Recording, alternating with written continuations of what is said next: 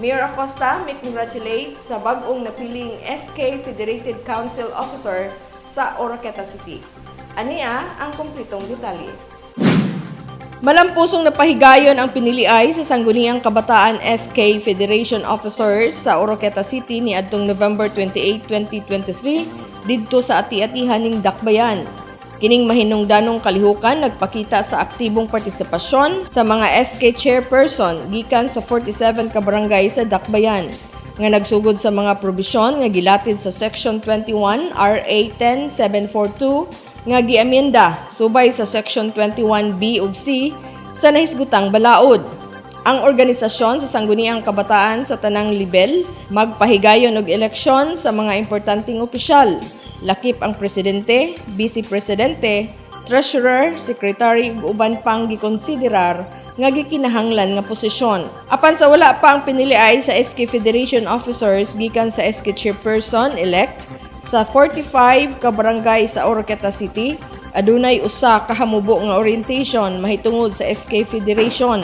Diin ang mga legal basis sa SK Federation ang gituki ug ang powers and functions sa SK Federation Officers. Ang pagdumala sa proseso sa eleksyon gihimo kini sa Board of Election Supervisors nga gilangkuban sa City Local Government Operations Officer kon CLGOO nga si Jeannie Villagonzalo, Sangguniang Panlungsod Secretary nga si Secretary Juanita Montijo ug ang Commission on Election kon COMELEC Officer. Ang mga proceeding dugang giobserbahan sa mga representante gikan sa Philippine National Police nga girepresentahan ni Police Major Roland Dunor, ang acting City PNP Chief.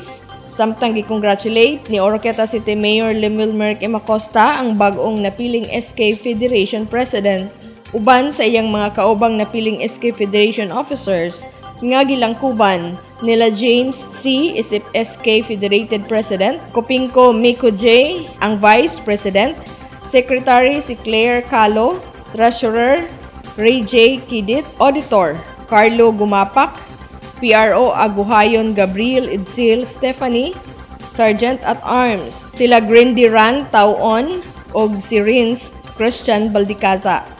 Human sa ilang kadaugan ang mga nakadaog nga SK officials mipaubos sa proclamation ug oath-taking ceremony nga gidumala ni Mayor Acosta.